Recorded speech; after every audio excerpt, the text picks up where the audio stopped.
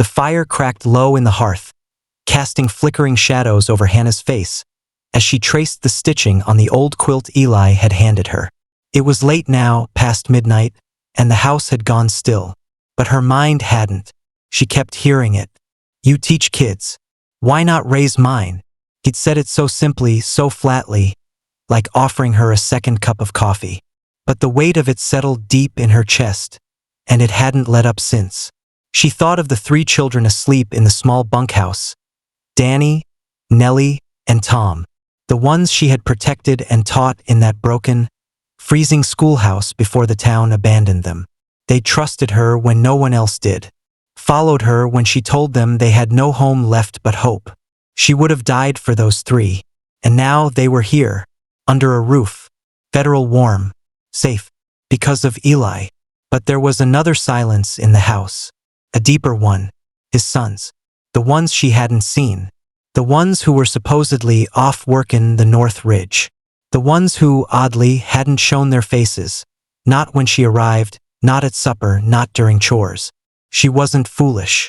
A ranch like this didn't run itself. No way those boys were so busy they couldn't shake a schoolteacher's hand. They were hiding. Or worse. They'd been hurt by this strange new arrangement. This woman and her ragged schoolhouse kids suddenly moved into their lives like a storm. She had to meet them, had to look them in the eye and ask the one thing no one else ever had. "What do you need?" By morning, she was dressed early. Apron on, boots laced tight, coffee already brewed. Eli stepped in from the barn, dusty and flushed from the cold. "Didn't hear you up?" he said, surprised. "I wasn't asleep," she said softly. He nodded like he understood. "They're still out by the west fence. I'll call 'em in after. I'll go to them." Eli blinked. Her voice was steady. "If I'm going to stay, it won't be as some new ghost in their hallway. I need to meet them, Eli. On their ground." He stared at her for a long moment. Then a smile, small but honest, tugged at the side of his mouth. "You're braver than me." She walked the mile out on foot, boots crunching over brittle grass and snow patches, sun just breaking over the edge of the valley. At the split rail fence, she spotted them. 3 boys older than she'd expected. Not children, men. One had his shirt off despite the chill, hammering a loose post with rough strength and rhythm. Another, lean and sharp-eyed, coiled rope with the precision of a soldier. The youngest, just barely grown, sat up on the fence rail, whittling something, eyes darting toward her before quickly turning away. They noticed her long before she reached them, but none of them moved. She stopped a few yards off, not wanting to charge in like a teacher again. "I'm Hannah," she said gently. "I believe your father told you about me." The rope stopped coiling. The hammer paused mid-swing. The whittler lifted his eyes, green and guarded. "We heard," the oldest said. He didn't sound rude, just measured. She nodded. "I know it's strange, sudden, but I'd like to introduce myself proper. I brought you something." She held out the basket. Inside were 3 warm biscuits, each folded in a square of cloth, along with strips of dried apple and smoked bacon. The youngest hesitated first, then jumped down and walked toward her. "You the one who taught them kids that came here yesterday?" "I am." "You taught 'em to say please and thank you?" She smiled. "Taught 'em to sew too, and to read, and how to know when a man's hiding pain by raising his voice." The boy smiled back, wider than she expected. "I'm Jesse," he said, taking a biscuit. The middle one followed, tipping his hat politely. "Silas." The eldest remained where he stood, jaw tight, eyes narrowed. She turned to him. "You don't have to like me. Not today. Maybe not ever. But I want to know your name. Not because I'm taking your mother's place. Not because I'm here to play schoolmarm. But because any man with calluses that thick and shoulders that square has earned the right to be called by name." He stared at her. Then finally, with a voice lower than the others, "Ethan." Silence. She handed him the last biscuit. He didn't take it at first. Then slowly he reached. Their hands didn't touch. But something passed between them. A kind of truce. Later that afternoon, Jesse was showing Tom how to rope a barrel. Nellie watched from a log with a daisy crown Silas had made. Ethan stood off to the side, sharpening a rusted blade, eyes on Hannah as she helped Danny muck the small goat stall. Eli leaned against the post nearby, watching it all unfold. "You're not like any woman I've ever known," he said. She looked over her shoulder, sweat on her brow, a streak of hay in her hair. "Because I work?" "No," he said. "Because you stay." That night, she tucked all 6 kids, hers and his, into their beds.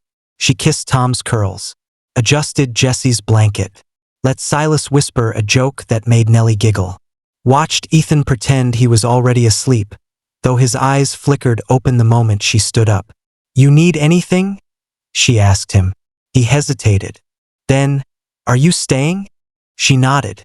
He didn't say anything, but he shifted just slightly toward the inside of the bed. She left the door cracked, and this time when she passed Eli in the hallway, she didn't look away. He was holding a mug of coffee. He handed it to her without speaking. Their fingers brushed, and for the first time in many years, Hannah felt like the house was not just full but warm. The next morning, Hannah found the boys already awake. They weren't in the bunkhouse or sleeping in the loft like she'd expected. They were in the barn, curled around a litter of kittens. One of them had his coat over the smallest one. She stood in the doorway, unsure whether to knock on a barn door or just wait. Eli stepped up beside her, chewing the inside of his cheek. "That's Abe with the coat. He's the middle one. Samuel's the oldest. Then Thomas, the little quiet one." "They sleep here?" Hannah asked softly. Eli nodded, his voice grave. "They wouldn't go near the house for weeks after their mama passed. Said the walls were too quiet, too sad." "Do they know who I am?" "I told them last night you were the teacher from up north. The one who helped those 3 children after the fire. They remember the story." She watched Samuel shift awake first, the way his eyes went straight to his younger brothers before even noticing the adults watching. Hannah spoke gently. "I can help with breakfast if they're hungry." Eli tilted his head. "Say it to them, not me." So she stepped forward. "Morning, boys." 3 pairs of eyes snapped toward her, wary, guarded, like wild colts. "I'm Miss Hannah. I'm staying for a while. I hear y'all like kittens." She crouched by the hay and smiled at the smallest one. "Looks like this little guy's got a good doctor in Thomas." Thomas blinked and pulled his knees in tighter. Ab shifted beside him, whispering something. But Samuel stood, brushing off his trousers. "We don't need help," he said plainly. "We do our chores. We look after ourselves." Hannah nodded with no judgment. "That's admirable. I just came to offer breakfast, not orders." Samuel squinted at her, uncertain. Then he looked at Eli. "She gonna stay in Mama's room?" Eli froze. Hannah stepped in before the silence grew. "No, sweetheart. I'll stay in the extra cabin near the corral. Your Mama's room. That belongs to her and your memories. Not me." The boys seemed to relax just a bit. They followed her in for breakfast, slowly. Samuel hung back, but Abe asked if she had eggs, and Thomas just stuck close to his big brother. The table was quiet, forks scraping, nobody speaking much. Hannah didn't try to force cheer. She just served, let the room breathe. Afterward, while washing up, she heard boots crunching the gravel behind the house. It was Samuel. "Miss Hannah." She turned. "Yes, Sam?"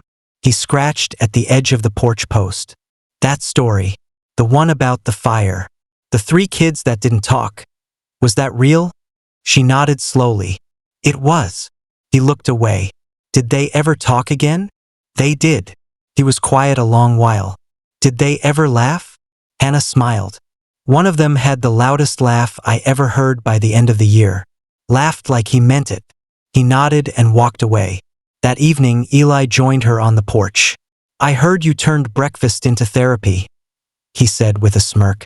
She gave him a playful look. "They turned it into survival. I just happened to cook the eggs." He leaned against the post, hands in pockets. "Samuel don't warm to people easy. I'm not here to be their mother," she said honestly. "But if they need another safe adult in their lives, I can do that." Eli was quiet. The sun had gone down, the sky deep purple with a handful of early stars. "You'd make a fine one," he said, almost under his breath. She didn't answer. But the silence between them was no longer awkward. It was full of something growing. The next few days brought small changes. Abe showed her where the creek frogs came out at dusk. Thomas started leaving a wildflower on her cabin step each morning. Samuel still kept distance. But once, when a coyote howled too close at night, he knocked on her door and handed her a lantern wordlessly. Then one afternoon, the 3 children Hannah had once taught arrived. Eli had arranged it. Sarah, Miriam, and Ben.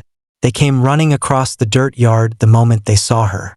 Sarah flung her arms around Hannah's waist. Miriam held her hand with a tight grip. Ben, quiet, solemn Ben, just leaned his head against her side. "You said you'd come back," he whispered. Hannah crouched, tears stinging. "And I did." The ranch came alive that week. Children laughing, goats getting chased, 2 cats escaping hats and doll dresses. Even Samuel, that guarded boy, sat beside Ben one evening, both silent, but close, like they'd chosen stillness together. Eli watched from the fence line. "I ain't seen this place feel like home in a long time," he said. One evening, the wind picked up. The boys and younger kids were inside reading by lantern, and Hannah came out to close the barn doors. Eli was there, tightening the latch. "Storm's blowing in," he said. She helped with the rope. "I know that look. Something's on your mind." He hesitated, then spoke. "I used to think grief was the loudest thing in a man's chest. Turns out, it's silence. Watching your boys grow and not knowing what to say. Watching a woman walk into your life and not knowing if you're allowed to hope again." Hannah's fingers slowed. "I never expected a second chance either," she said. Eli looked at her in the dim light. "You gonna stay, Hannah?" She didn't look away. "I think I already did." They stood like that for a long time, neither speaking, but both knowing. Not everything needed words. The thunder cracked so loud it shook the water trough outside. Hannah stood in the bunkhouse, eyes fixed on the windows, every pane rattling with wind. Candles flickered. Thomas clutched her hand. Jesse tried to act brave, but he sat closer to the wall than usual. The storm had rolled in harder than Eli expected. Lightning lit up the plains every few seconds, bright enough to make night look like midday for a blink. Inside the main house, the older boys were trying to keep the animals calm. Eli was in the barn, refusing to leave the cattle. And Hannah was watching the sky for something worse. Not weather, movement, a shadow. They hadn't seen Bearden in weeks. Not since the fire attempt. But Eli had a look in his eye lately, like he was waiting for something ugly to return. And in the middle of it all, the ranch had grown full with children, with life, with something sacred. And she knew how fragile sacred things could be. A knock came at the door. Not a bang, just 3 soft raps. Her heart jumped. She eased the door open. Samuel stood there, soaked, shirt half open, his eyes wide and strange. "They're coming," he said. She pulled him inside. "Who?" "I saw lanterns. For maybe 5 men. Down by the riverbed. They were whispering. One had a shotgun." "Did they see you?" "I don't think so. I ran the long way back." She turned to the children. "All of you down. Stay quiet." Samuel looked toward the barn. "He doesn't know." "I'll go," she said. "You can't. Samuel, you stay here. This is what you do now. You protect." He swallowed, nodded. "Yes, ma'am." The rain hit hard as she ran. Mud pulled at her boots. Thunder roared so close, it felt like God was dragging chairs across the sky. She reached the barn and pushed open the door. Eli was inside, tying off a plank to brace it against the wind. He looked up. "Hannah, they're coming," she panted. "Lanterns, guns." He froze.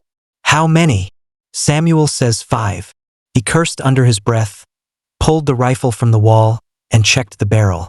"I told Mateo to ride to town yesterday," Eli muttered, "just in case. But he won't be back before sunrise. What do? We stand." She grabbed a second rifle from the rack and checked the chamber like she'd done it before. Eli looked at her. Truly looked at her. I don't want you in this. Her voice was hard. Then you shouldn't have invited me to stay. Lightning flashed again. The wind slammed the barn doors once before they settled. Then hoofbeats. Not many, but close. They exchanged a glance. Eli handed her a lantern and nodded. You take the north window. Keep the flame low. Outside, the world was rain and ghosts. Shapes moved between trees and fence posts. Blurry, strange, not yet real. Then a voice. Rough. Close. You Mercer. Eli stepped to the edge of the barn door but didn't show himself. I am. Come out now, and we don't burn your house down. Not a great way to start a talk, Eli replied. You got things that don't belong to you. Kids, land, a woman that don't fit out here. Eli raised the rifle just enough. They belong to themselves. I just gave 'em shelter. You're protectin' what the rest of us ain't willing to tolerate. Then maybe the rest of you ought to leave. That did it. The first shot came sharp and loud. Eli dropped flat behind a trough. Another shot tore through the upper barn wall. Hannah ducked beside a crate, heart pounding. You all right? Eli called. Still here, she yelled back. He peeked out and spotted 3 of the men moving between brush and fence. He aimed and fired once. One dropped. The others scattered. Silence returned. Then another voice closer. You can't hold out all night, Mercer. Eli shouted back. Wasn't planning to. A shot rang out behind them, but it wasn't from the front. It came from the ridge above. Then another. The attackers froze. And then a torch flared from the bluff overlooking the ranch. Not white, not yellow. Red. Eli turned sharply. Is that? Hannah stepped to the window, jaw slack. That's Comanche signal fire. Then came hoofbeats again, this time heavier, more deliberate. From the tree line emerged 6 riders. Faces painted, arrows knocked, but they didn't charge. They stood still, watching. The attackers turned, clearly stunned. And from behind the barn came Samuel, lantern raised. You said you'd protect your land, he yelled. So did they. The silence that followed cracked the night open wider than the storm. The intruders backed up, one muttering curses, another limping. Then slowly they fled. No last words, no more shots, just wet footfalls disappearing into darkness. Minutes passed. Hannah stepped out into the rain, rifle still gripped in both hands. Her dress was soaked through. Eli came beside her, mouth still parted in disbelief. The Comanche riders watched them for another moment. Then, as one, they turned and vanished into the trees. No thanks needed. No explanation given. Just honor returned. Back inside the house, Eli peeled off his coat and threw it on a hook. You all right? He asked. Hannah nodded, brushing mud from her sleeve. He exhaled, deeply. You stood, Hannah. I said I would. He stepped closer. You kept those kids steady. You didn't flinch. You! She stepped forward too. Their hands met, unintentionally. Neither pulled away. Then Eli said it, not with force, not with fear. Just the truth. We never had a mama before. And Hannah, with a soft, trembling smile, replied, Neither did I. It was nearing dusk when Hannah heard the front door creak open and the low murmurs of voices she didn't recognize. She stepped into the hallway, apron still tied, hands dusted with flour. Eli stood just inside the door, and flanking him were 2 boys. One broad-shouldered and quiet, the other wiry and restless, his shirt untucked and his boots muddy. Eli turned. Boys, he said, his voice almost formal. This is Miss Hannah. The older one nodded politely. Ma'am. His voice was lower than expected. I'm Abram. The younger one grinned sideways. I'm Jesse. Heard you got us eatin' bread from scratch. Is it true? Hannah smiled, tucking a loose hair behind her ear. If you wash your hands, you can even help butter it. That was all it took for Jesse to dash to the basin. Abram followed slower, more reserved, his eyes studying her with quiet caution. At dinner, all 6 children sat around the long pine table, Hannah at one end, Eli at the other. It was the first time the house felt full in a way that wasn't chaotic. There were the usual interruptions. Spilled milk, Jesse asking if pickles counted as vegetables. But under it all, something new had begun to take root. They passed plates and stories. Abram mentioned how Eli had raised them mostly alone after their mother died. He burned every pot till Jesse learned to boil water. Eli smirked, not denying it. But it wasn't until after supper, when Hannah stood rinsing dishes, that the shift became clear. Abram lingered in the doorway. She turned slightly. Need something? He looked down. You're not like the other ones. She blinked. Other what? Nannies, tutors, folks Pa brought in. They never stayed. There was no accusation in his voice, just quiet fact. I'm not here to leave, Hannah said gently. He nodded once. Hope not. Then he disappeared into the hallway.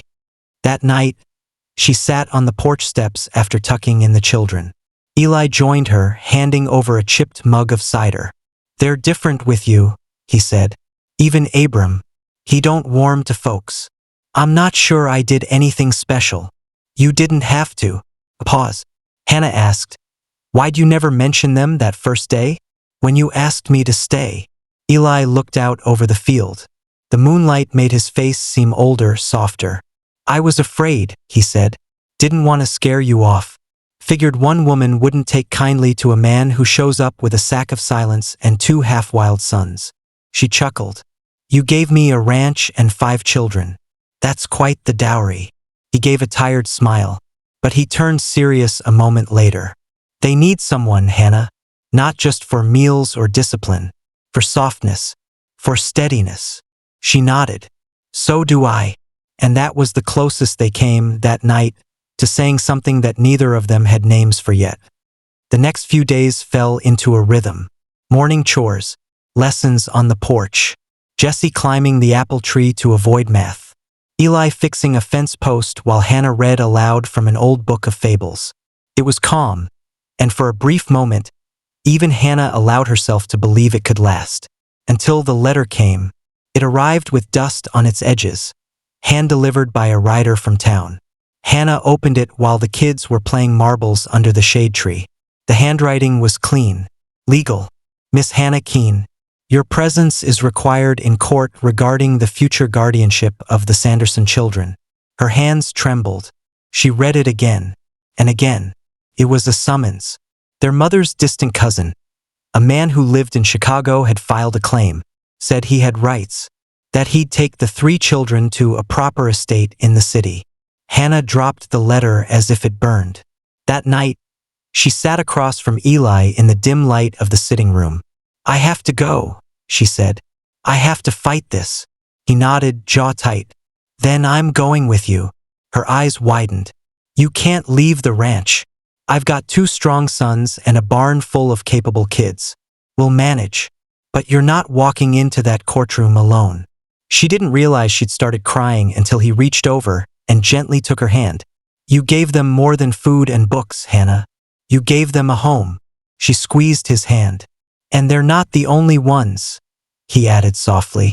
Outside, the wind stirred. The lantern flickered. But inside that room, a quiet promise had been made. Not in words. Not yet. But in the way their fingers stayed laced together until the fire died. The wind shifted that evening, carrying a softness that hadn't been there before. A quiet peace fell over the ranch like a blanket, one sewn together from months of hard-earned trust, second chances, and small acts of grace. They ate dinner outside, all 8 of them. 3 girls, 2 boys, and 3 adults who never expected to be in this place at this time together. Eli sat at the end of the long outdoor table he'd built himself, the sun kissing the back of his neck. His sons flanked him. Jeb and Silas, now clean, full, sun-warmed and smiling more than they ever had before. Across from them sat Clara, Lucy, and sweet, quiet Annie, all watching Hannah serve cornbread like it was something sacred. It was Silas who finally asked the question everyone had been skirting. So, what are we? Like, a school or a family? The table went silent for a breath. Not because it was awkward, but because it was right. The kind of pause that comes before a truth is spoken. Hannah looked up from her seat beside Eli. "We're both," she said softly. "We're a place where people grow up safe. And people grow into who they were meant to be." Eli didn't say anything, but his hand found hers under the table. She didn't pull away. Jeb looked at the three girls. "I dunno about being brothers, but I'm pretty good at fixing things. You break it, I'll patch it." Lucy grinned, mouth full of beans. "Deal." Later, when the kids had run off toward the creek with pie in hand, Eli and Hannah stayed behind on the porch. "You meant it," he said. "What you told Silas." She looked up at him, eyes soft. "Every word." Eli leaned back, his hat low over his brow. "I never planned any of this." "I know," she said. "But you didn't run from it either." He let out a slow breath. "I kept thinking. I just needed someone to help for a while. But now," he glanced at her, voice tightening, "now I look out and I see a life I never thought I deserved. Not after everything."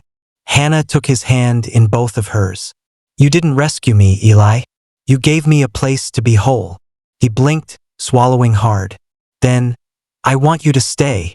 "I'm not going anywhere." "No, I mean, I want you to stay, as my wife." The wind paused, just for a second. "I ain't got a ring," he added, suddenly awkward.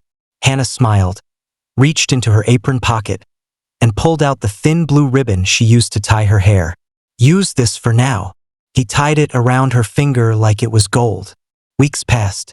The children flourished. Clara started writing stories and would read them aloud beside the fire. Jeb added a little porch to the girls' cabin with Eli's tools and bragged about it every day. Lucy and Silas built a trap together that caught nothing but frogs, but they called it a success anyway. Little Annie spoke for the first time. Just one word. "Safe." It broke Hannah's heart in the best way possible. She knew then, they'd all found what they didn't know they were missing. A ranch wasn't just cattle and fences. It was the space to breathe, to forgive, to grow. The schoolhouse reopened that fall. It sat just down the slope from the barn, rebuilt by Eli and the boys, painted white with help from all 5 children. Each morning, Hannah rang the little bell and called class into order. Each evening, Eli came down with coffee and a quiet smile and walked her back to the house. And every night, when the lanterns went out, the ranch went still, and the moon rose over the cottonwoods, Hannah would hold that blue ribbon on her hand and whisper a thank you to whoever was listening. For second chances. For wild boys and wounded girls. For a cowboy who once asked her, "Why not raise mine?" Because she did. And they never let her go.